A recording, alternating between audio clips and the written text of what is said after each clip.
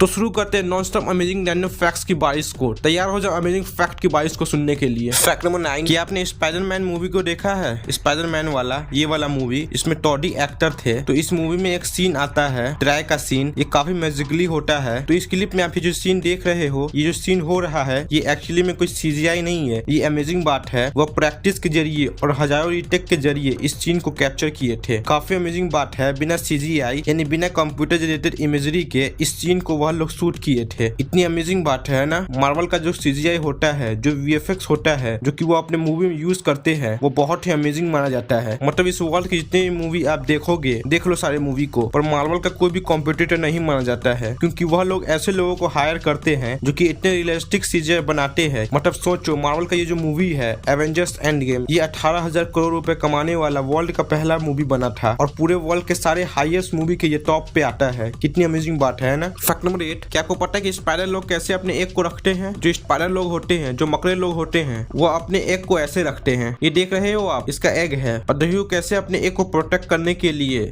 Self injured structure बनाती है, जिससे उसका एग हमेशा प्रोटेक्ट रहे। नेचर में हर जीव यह चाहता है कि उसका आगे वाला जो पीढ़ी है वो एकदम सेफ रहे। नेचुरली इंस्टिंक्ट होती है हर एक इंसान में और जानवर में, और ये चीज ऑफ कोर्स मकड़े में भी होती होगी, और इसीलिए उन्हें प्रोटेक्ट करने के लिए ऐसा कुछ बनाते हैं। और उन्हें चाहिए होता है कि वह एकदम सेफ ही रहे। और ये स्ट्रक्चर देखने में कितना कूल लगता है ना। फैक्ट नंबर 7, कि आपके स्कूल में ऐसा डिजिटल इरेजर वाला ब्लैक बोर्ड है? देखो, ये एक ऐसा ब्लैक बोर्ड जिस पर डिजिटल इरेजर लगा हुआ है। मतलब जैसा मिटाते हैं ना मैनुअली, वो नहीं होता है। हर क्लास के बाद ये डिजिटल इरेजर काम करता है और ऑटोमेटिकली बोर्ड को मिटा देता है, ताकि टीचर्स आए और कुछ टाइम बच जाए। और टाइम की बात करें तो हजारों मिनट बच जाएंगे टीचर्स के इस ब्लैक बोर्ड के चलते। इस पूरे ब्लैक बोर्ड ये 7 सेकंड में ही मिटा देता है। और इस डिजिटल इरेजर की खास बात करें, ये है कि जो लिखा रहता है उसे सेव भी करता है, ताकि कोई इंपॉर्टेंट नोट पढ़ाए और उसे कोई स्टूडेंट मिस कर जाए तो वहाँ पर लिखा हुआ है, तो उस नोट का या फिर एक्सप्लेनेशन का या फिर उस डायग्राम का जो टीचर ने पढ़ाया है, जो टीचर ने बनाया था, उसका डिजिटल कॉपी अपने पेन ड्राइव में इस डिजिटल इरेजर से सेव कर पाए। कितनी अमेजिंग बात है ना। यानी स्टूडेंट के लिए काफी अमेजिंग। फैक्ट नंबर 6, ये जो आप अपनी स्क्रीन पर देख रहे हो, ये क्या है आप बताओ? कितना सेकंड मिलेगा आपको? 3 सेकंड मिलेगा।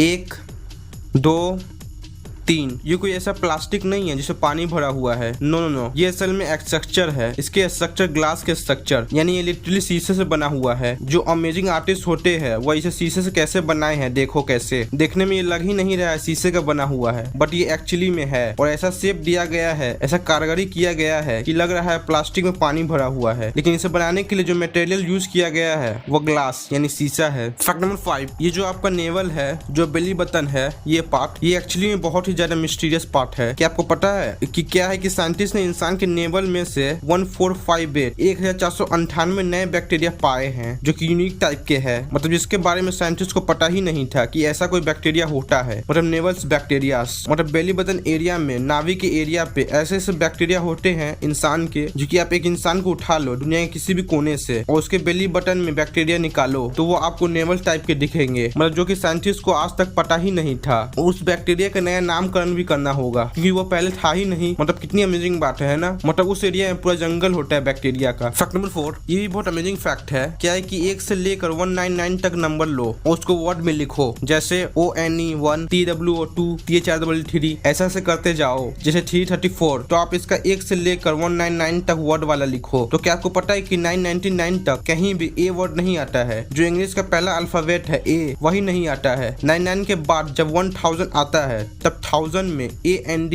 ए आता है। अब ये मत करना 101 लिखोगे तो ए उसमें AND1A, उसके बाद बोल्ड लोगे ए लिखा हुआ है। नहीं 101 तो हम ऐसे ही लिखते हैं। तो आपको 1 से लेकर 199 ए पहला लेटर ए ही नहीं मिलेगा। फैक्ट नंबर 3, एक बहुत ही गजब सा फैक्ट है। आपने पोगो चैनल या और किसी चैनल पे जो ऑनलाइन ये वाला शो तो जरूर देखा होगा, टकाशी कैसल। और ये एक बहुत ही बड़ी हिट शो थी इंडिया में और इसकी TRP बहुत थी। और इसमें आपको पता ही है कि लोगों को अलग अलग टाइप के गेम खेलने होते थे। क्या पूरे धरती से 12 लोग जा चुके हैं चांद पर, ठीक है। और इस गेम में 9 लोग ही जीत पाए हैं आज तक। लिटरली जो फाइनल लेवल होता है उसमें विनर्स होते हैं, तो 9 लोग ही विनर्स आए हैं। जितने भी शोज देखे हैं, जितने भी एपिसोड देखे हैं, उसमें सिर्फ 9 विनर्स ही है। इतने लोग मून पर जा चुके हैं लेकिन 9 लोग ही विनर्स है। अजीब बात है। फैक्ट नंबर 2, क्या आपने कभी सोचा है जब फ्रिज नहीं था तब बर्फ का व्यापार लोग कैसे करते थे? मतलब कई कामों में बर्फ का यूज होता है, बहुत सारे प्रोडक्ट। और पहले की फैक्ट्री में बहुत सारे बर्फ का यूज होता था। पहले के जमाने में बर्फ का कैसे ट्रांसपोर्ट किया जाता था, बिना किसी रेफ्रिजरेटर के, बिना किसी फ्रिज के। पहले के जमाने में पता है लोगों का करोड़ों करोड़ का बिजनेस होता था सिर्फ इस चीज से रिलेटेड, बर्फ को शिफ्ट करना, बर्फ को एक कंट्री से दूसरे कंट्री को भेजना। तो लोग बड़े बड़े आइस क्यूब को भेजते थे एक कंट्री से दूसरे कंट्री, यहाँ तक कि इंडिया से न्यूजीलैंड इतने दूर तक बर्फ का शिफ्टिंग होता था। फेंसाइट टोबर, इनका आप गूगल प्रोफाइल देख सकते हो, और ये एक बहुत बड़े बिजनेसमैन थे और इनको द आइस किंग कहा जाता था क्योंकि यही शिफ्टिंग का काम करते थे और इसमें महारत हासिल किए थे। स्ट्रॉ, भूसा और अलग अलग तकनीक से बर्फ को गलने से बचाते थे और इंसुलेटेड स्पेस को क्रिएट करके बर्फ को टारगेट करते थे। मतलब कितनी अमेजिंग बात है ना। रेफ्रिजरेटर और फ्रिज के पहले भी ऐसा होता था, ऐसा बिजनेस था, करोड़ों का बिजनेस था लोगों का। फैक्ट नंबर 1, चलो एक मजेदार से गेम खेलते हैं। आपको ये बताना है ऑड लेटर कहाँ है। चलो स्टार्ट करते हैं। 1 2 3 4 5 6। क्या आपने देख लिया कि और लेटर कहाँ है? अगर आपने नहीं देखा तो यहाँ है, और अगर आपने देख लिया तो कॉन्ग्रेचुलेसन। लेकिन let's start some real games. क्या है कि देखो आपने फाइंड कर लिया एंड ऐसे लेवल के क्वेश्चन तो हर कोई पार कर लेता है, लेकिन क्या आपका ब्रेन सिंगल ऑब्जेक्ट को स्पॉट कर पाता है या नहीं? आपका ब्रेन कितना पावरफुल है, कितना एनालिसिस कर पाता है, वो आपको नेक्स्ट इमेज देख कर पता चलेगा। तो ये दूसरा इमेज देखो, इसमें भी ये बताओ कि दोनों इमेज में डिफरेंस क्या है। आपको जेनुअली 10 सेकेंड मिलेंगे और आपको बताना है कि दोनों फोटो में डिफरेंस क्या है।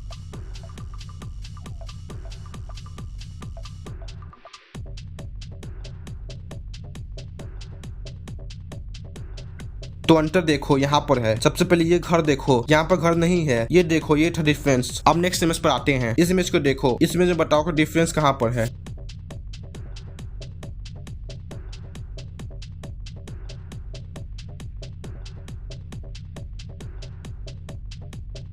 ये देखो पहला डिफरेंस, ये जो टेबल पर रखा हुआ है। दूसरा डिफरेंस ये देखो, यहाँ पर हार्ट बना हुआ है और इस साइड देखो हार्ट नहीं बना हुआ है। यहाँ पर देखो 2 केले रखे हुए हैं, यहाँ पर 3 केले रखे हुए हैं। फिर डिफरेंस यह है, यहाँ पर टाइम का है, टाइम देखो अलग अलग है। फिर देखो यहाँ पर टंग निकला हुआ है, फिर देखो ये अपना टंग नहीं निकाला हुआ है। इधर देखो क्या रखा हुआ है, गमला टाइप का, और उधर देखो क्या रखा हुआ है। तो ब्रेन आपका स्ट्रॉन्ग होगा तो आप सिमिलर ऑब्जेक्ट में बहुत सारे डिफरेंस को फाइंड कर सकते हो। एटलीस्ट 1 डिफरेंस को तो पता कर ही लोगे। तो मैंने आपको 2 ऐसे फोटो दिखाया जो काफी इंपॉर्टेंट है आपके ब्रेन को पावर को जानने के लिए। तो आपने इसमें कितने डिफरेंस को फाइंड कर पाया, नीचे कमेंट जरूर करना। और ऐसा ही अमेजिंग और इंटरेस्टिंग रैंडम फैक्ट्स की जानकारी और चाहिए तो हमारे चैनल को जरूर से सब्सक्राइब कर लेना, और सब्सक्राइब करने के बाद सामने वाले बेल आइकन को जरूर से दबा लेना। Thank you for watching this video.